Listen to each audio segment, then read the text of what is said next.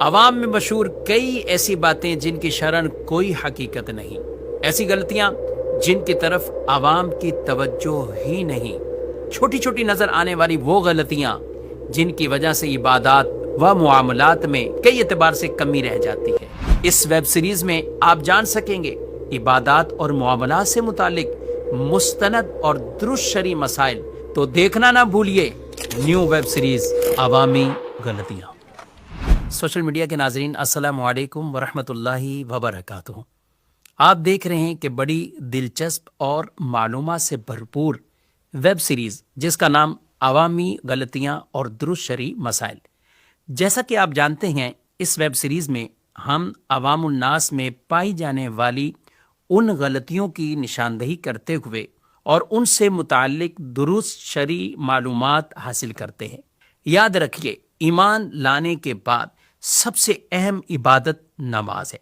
اس کے بارے میں درست معلومات حاصل کرنا بے حد ضروری ہے۔ اللہ کریم ہمیں فرائض علوم سیکھنے اور علم دین سے محبت رکھنے کی توفیق عطا فرمائے، کیونکہ رسول مکرم صلی اللہ تعالی علیہ وآلہ وسلم نے ارشاد فرمایا ہے کہ جس نے وضو کیا جیسا کرنے کا حکم تھا اور نماز پڑھی جیسا پڑھنے کا حکم تھا تو اس کے پچھلے گناہوں کو معاف کر دیا جاتا ہے۔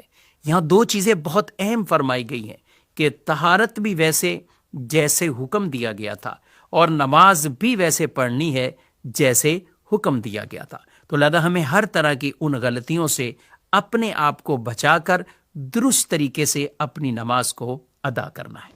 ناظرین، نماز میں پائی جانے والی چند وہ غلطیاں ہیں کہ جن کی وجہ سے بعض اوقات تو نماز ہو ہی نہیں رہی ہوتی، فرض ہی ادا نہیں ہو رہے ہوتے، اور بعض غلطیاں ایسی ہیں کہ جن کی وجہ سے کچھ واجب کے ترک لازم آ رہے ہوتے ہیں۔ اور یہ بات یاد رکھیں، جب فرض کی کمی رہ جائے گی تو نماز سرے سے ادا ہی نہیں ہوگی، اور اگر ان کے اندر واجب کی کمی رہ گئی تو پھر نماز واجب الاعادہ ہوتی ہے۔ اس طرح نماز کو ادا کر لینا۔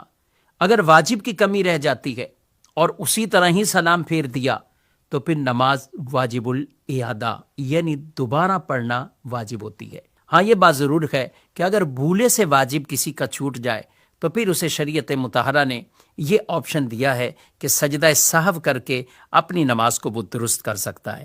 لیکن اگر سجدہ سہو نہ کر سکا یا جان بوجھ کر اگر واجب کو ترک کرتا رہا تو پھر وہ نمازیں دوبارہ پڑھنا ضروری اور واجب ہوتی ہیں۔ آج پہلی بات کریں تو نماز کا پہلا فرض تکبیر تحریمہ، یعنی وہ تکبیر کہتے ہوئے جب ہم نماز کو شروع کرتے ہیں، اللہ اکبر، یہ نماز کو ہم نے شروع کیا، اور کچھ لوگ اس کلمے کی ادائیگی میں ایسی اعراب کی غلطیاں کر جاتے ہیں، اس سے اس کلمے اور اس لفظ کے معنی ہی بدل جاتے ہیں، اور یہ عمل نماز کو فاسد کر دیتا ہے۔ مثلا اللہ اکبر کی جگہ اللہ اکبر، یا اکبر کی جگہ اکبار، یعنی ان کو کھینچتے رہتے اللہ اکبر، تو یہ شروع میں تو کھڑا زبر نہیں ہے، لام پر کھڑا زبر ہے، لیکن اللہ کے شروع کے الف پر وہ فقط زبر ہے، اللہ اکبر۔ اس طریقے سے تو کس کو کھینچنا ہے، دراز کرنا ہے، اور کس کے اعراب کو کیسے ادا کرنا ہے، تو یہ سیکھنا بہت اہم اور ضروری ہے۔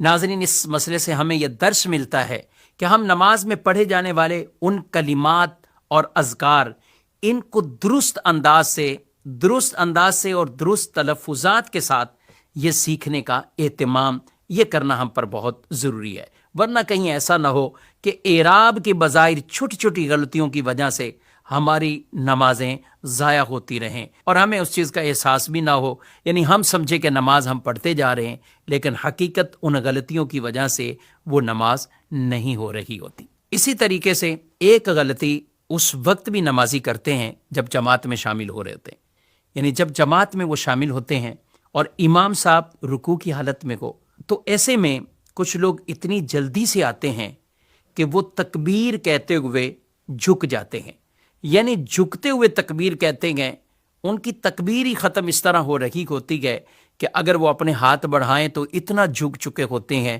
کہ ان کے ہاتھ گھٹنوں تک پہنچ جائیں۔ تو یاد رکھیں کہ یہ تکبیر کو حالت قیام میں کہنا یہ ضروری ہے۔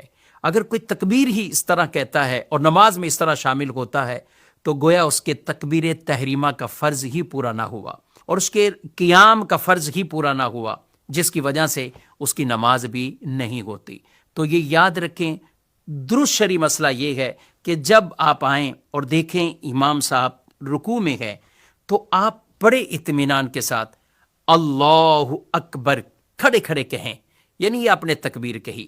اب اس میں ہاتھ باندھنے کی ضرورت نہیں ہے کیونکہ امام صاحب رکوع میں ہیں۔ اب آپ نے اللہ اکبر کہا تو یہ تکبیر تحریمہ بھی آپ کی ہو گئی، قیام کا فرض بھی ادا ہو گیا۔ اب اللہ اکبر کہتے ہوئے آپ رکوع میں ساتھ شامل ہو جائیں۔ اگر امام صاحب کے ساتھ آپ رکوع میں شامل ہو گئے، اگرچہ تھوڑی ہی دیر کے لیے کیوں نہ ہو، اگرچہ آپ نے ایک بار تسبیح پڑھی یا ایک بار بھی تسبیح رکوع کی نہ پڑھ سکے، لیکن امام صاحب سے مل گئے تو آپ کا رکوع ٹھیک سے ادا ہو گیا اور وہ رکعت بھی آپ کو مل گئی۔ اور اگر آپ کے رکوع میں پہنچنے سے پہلے پہلے امام صاحب کھڑے ہو جاتے ہیں تو یوں پھر وہ رکعت آپ کو نہ ملی۔ اس میں تسبیحات کو نہیں دیکھا جاتا، بلکہ یہ کہ امام کے ساتھ رکوع میں شامل ہو گئے تو فبیہا رکوع بھی مل گیا۔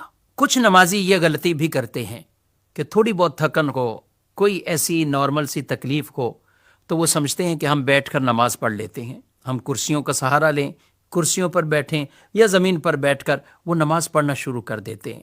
یاد رکھیں، فرائض میں اور وتر میں اور سنت فجر، ان نمازوں میں قیام فرض ہے۔ اگر بلا عذر صحیح کوئی شخص یہ نمازیں بیٹھ کر ادا کرے گا تو نماز نہ ہوگی۔ تو لہذا نارمل تھوڑا سا عذر بیان کر لینا، اپنے آپ کو سمجھا لینا کہ ٹھیک ہے میں بیٹھ کر نماز پڑھ لیتا ہوں یا کرسیوں پر نماز پڑھ لیتا ہوں، تو اس کی شرعاً یوں اجازت نہیں ہوگی، کیونکہ قیام پر جو شخص قادر ہوگا تو اس کے لیے یہ آپشن نہیں ہے کہ وہ قیام کو ترک کر دے اور یہ فرائض، وتر، سنت فجر ان کو نارمل طریقے سے وہ بیٹھ کر ادا کر لے، تو اس کو اس کی اجازت نہیں ہوتی۔ کرسی پر کس شخص کے لیے نماز کی اجازت ہے اور کسے اجازت نہیں؟ کون سا شخص بیٹھ کر نماز پڑھ سکتا ہے اور جس سے قیام ختم ہو جائے اور کسے اجازت نہیں؟ یہ بھی علم سیکھنا بہت اہم اور ضروری ہے۔ ڈسکرپشن میں آپ یہ لنک ملاحظہ کر رہے ہیں، اس کے ذریعے سے آپ کو یہ کرسی پر نماز پڑھنے کا درست طریقہ کس کے لیے ٹھیک اور کس لیے ٹھیک نہیں ہے، تو یہ پوری ویڈیو آپ ملاحظہ کریں گے تو یہ علم بھی سیکھنے کو ملے گا۔ نماز کے قیام میں قرات اور دیگر ارکان میں مختلف اذکار موجود ہیں۔ قرات کرنے میں بعض لوگوں کا انداز یہ ہوتا ہے، صرف ان کی زبان اور ہونٹ حرکت کرتے ہیں، لیکن اس پڑھنے میں اتنی آواز بھی پیدا نہیں ہوتی کہ وہ خود سن سکیں، اور وہ یوں اپنی نمازوں کو گویا کہ ضائع کر بیٹھتے ہیں۔ یاد رکھیے، آہستہ پڑھنے میں بھی یہ ضروری ہے کہ خود سن لے۔ لہذا اگر حروف تو صحیح ادا کیے مگر اتنے آہستہ کہ خود نہ سنا اور کوئی رکاوٹ مثلا شور و گل بھی نہیں ہے کہ جو سننے کے لیے رکاوٹ بنے، تو ایسی صورتحال میں کہا جائے گا کہ گویا کہ اس نے پڑھا ہی نہیں، قرات کا وہ فرض ہی اس نے ادا نہیں کیا۔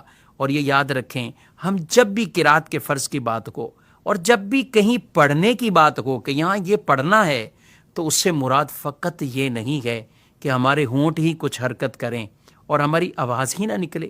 اتنی آواز کم از کم ضرور ہو کہ اگر کوئی شور و گل یا کوئی ایسی رکاوٹ نہیں تو آپ کے کان آپ کی آواز کو سن لیں۔ اتنی آواز تو اسے کہتے ہیں پڑھنا۔ تسبیحات بھی اتنی آواز سے، اسی طرح التحیات ہے۔ ہاں، امام کے پیچھے جب ہوتے ہیں تو چونکہ امام ہی قرات کرتے ہیں، امام کے پیچھے قرات کرنے کی اجازت نہیں، کیونکہ حدیث پاک میں فرمایا گیا کہ جس کا کوئی امام ہو تو امام کی قرات وہ مقتدی کی قرات ہے۔ ہم امام کے پیچھے قرات نہیں، لیکن چونکہ دیگر تسبیحات تو پڑھیں گے، التحیات بھی پڑھیں گے، تو اس لیے پڑھنے کی جہاں بات آئے تو اتنی آواز سے پڑھنا ہے کہ ہمارے کان خود ہماری آواز کو سن لیں۔ اور اس کے ساتھ ہی آج کے ایپیسوڈ کا اختتام کرتے ہیں۔ السلام علیکم ورحمۃ